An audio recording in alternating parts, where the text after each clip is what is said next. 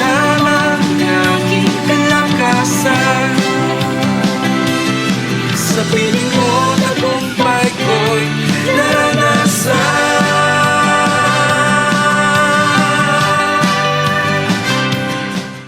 Everyone, magandang araw po sa lahat.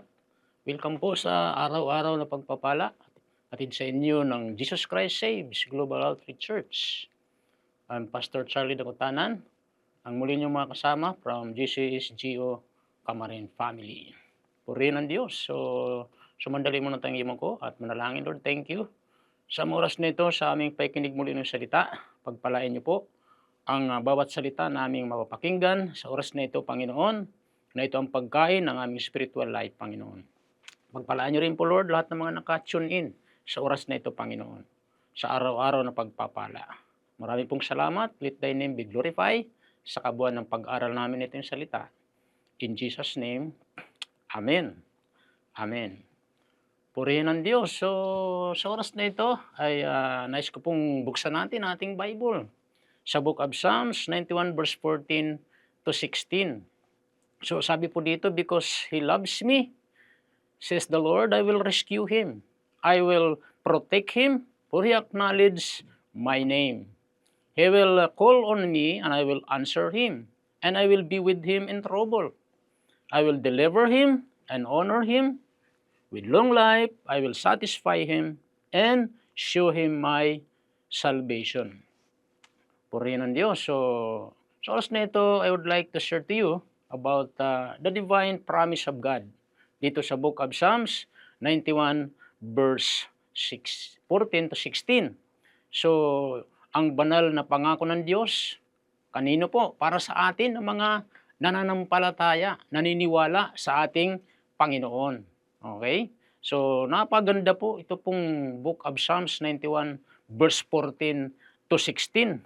Hallelujah. So, the Book of Psalms 91 verse 14 is a powerful declaration of God's protection and faithfulness to those who trust Him. Hallelujah. So, ang awit na ito, Psalms 91 verse 14 to 16, ay makapangyarihan na ito'y pahayag ng proteksyon, pag-iingat ng Diyos sa mga nagtitiwala sa ating Panginoon. So, God promised to His people, take note, emphasizing His commitment to deliver, protect, and satisfy those who love Him. Amen? Purihin ng Diyos. So, ang pangakong ito ng ating Panginoon ay napakatindi po. Kaya dito sa Psalms 91 verse 14 to 16, ito yung aking paboritong verse. So, pag binabasa ko po ito, talagang napakasarap ang pakiramdam. Hallelujah. Sabi nga, in a world filled with uncertainty and fear, this verse, Psalms 91 verse 14 to 16, is remind us the security. Hallelujah. We find in our relationship with Him. So talagang ibang klase po itong Psalms 91 verse 14 to 16. Okay, so what are the divine promise of God o promise of God in Psalms 91 verse 14 to 16? So ano po ba ang mga pangako ng Diyos dito sa Psalms 91 verse 14 to 16 para sa ating mga mananampalataya kay Kristo? So actually may nakita po ako ritong 5 major. So 5 major promises of God para sa ating mananampalataya dito sa Book of Psalms 91 verse 14 to 16. Hallelujah. So this passage emphasizes God's love for those who acknowledge Him and His name. And His name. So He promised to rescue, protect, and be with those who love Him. So may kita po natin dito. So number 1 na promise dito ni Lord, God's love and protection.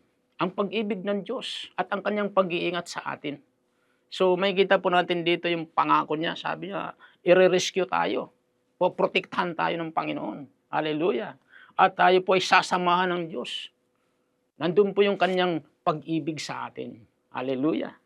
So number 2, God's promise to answer. So nangako ang Diyos na tayo sasagutin. Every time na tayo manalangin bilang mga anak ng Diyos, mga nagmamahal sa Kanya, nagtitiwala sa Kanya, nangako ang Diyos na tayo Kanyang sasagutin pag tayo ay dumalangin. Amen? So when we call upon the Lord, He promised to answer. So He promises to answer us. So this shows the importance of prayer and seeking God in times of trouble.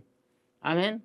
So nangako ang Diyos na every time na tayo lalapit sa Panginoon, tayo po ay Kanyang sasagutin sa ating panalangin.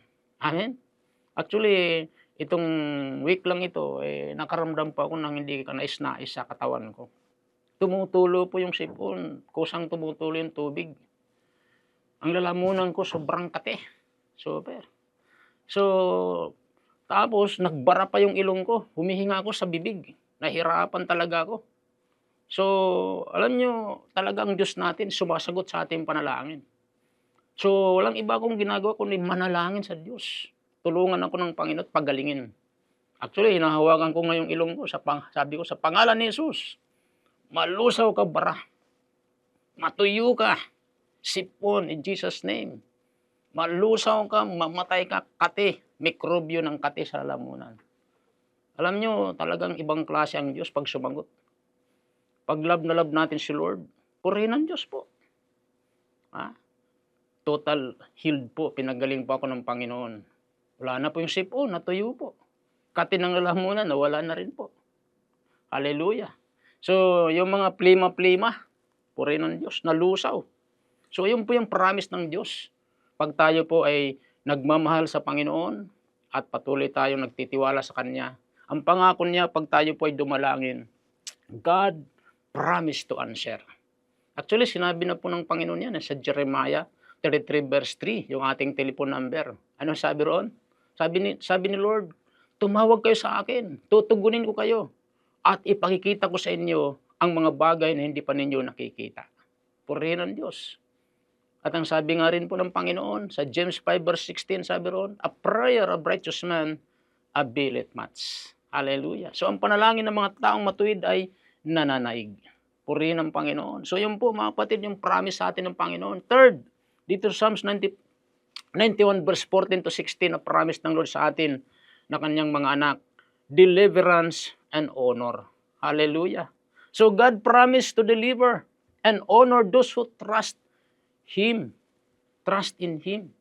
So nangako ang Diyos na tayo kanyang ililigtas. Hallelujah. And honor those who trust Him. So this signifies that God will not only rescue us from difficulties, but also lift us up and give us honor. Hallelujah. Purihin ang Diyos. Yun po yung promise ng Lord pag tayo po ay nananalig, nagtitiwala sa Panginoon. At love na love natin si Lord. Amen.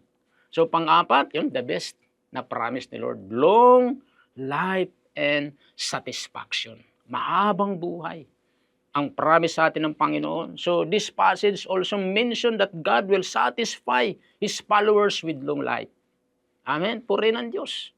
So napakagandang promise na ito. Buhay na walang hanggan. Ang buhay natin dito sa lupang ito. Hallelujah. Nandun yung pag-iingat ng Diyos. Amen. At matindi ron buhay na walang hanggan. And then lastly, tapos na po ako, salvation. Kaligtasan. Yun yung promise niya sa kanyang salita. Dito Psalms 91 verse 14 to 16. The ultimate promise and the assurance of salvation. The revelation of God's plan for our lives. Amen? God's offer eternal salvation and relationship with Him to those who love and trust in Him. Purihin ang Diyos. So yun po yung panghuli dito sa ating pinag-aralan na promise ng Panginoon. Amen? Kaligtasan. At ang kaligtasan ito, nagmumula lamang sa Panginoon. Amen? John 14 verse 6, sabi ni Jesus, I am the way, the truth, and the life. No one comes to the Father except by me. Sabi ni Jesus. Amen? Acts 4:12, walang ibang pangalan na binigyan ng Diyos sa silong ng langit na sukat ikalugtas ng tao, maliban sa pangalan ni Jesucristo. Amen?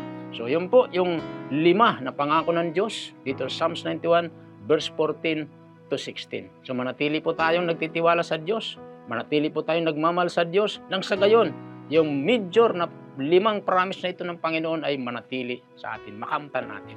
Amen? So, taas lang po natin ating dalawang kamay at tayo manalangin. Sundan niyo po ang prayers na ito. Sabi natin, Panginoong Diyos na makapangyarihan sa lahat, lumalapit ako sa iyo nagpapakumbaba sa iyong harapan. Humihingi ako ng tawad sa lahat ng mga nagawa kong kasalanan. Linisin niyo po ako na iyong banal na dugo. Binubuksan ko ngayon ang aking puso. Tinatanggap kita, Jesus, bilang aking Panginoon at tagapagligtas. Sulat niyo po aking pangalan sa aklat ng buhay. Pangalan ni Jesus. Amen. Ako lang po manalangin, Lord. Thank you sa lahat po ng mga nakinig na salita at mga tumanggap sa iyo. Pagpalain niyo sila. Lord, ang mga nangailangan ng kagalingan, pagalingin niyo po. Nangailangan ng pinansyal, mag-miracle ka sa kanilang mga pinansyal needs, Lord. Thank you. All honor, glory, power belongs to you. In Jesus' name, Amen. God bless po sa lahat. Bye-bye. Naranasan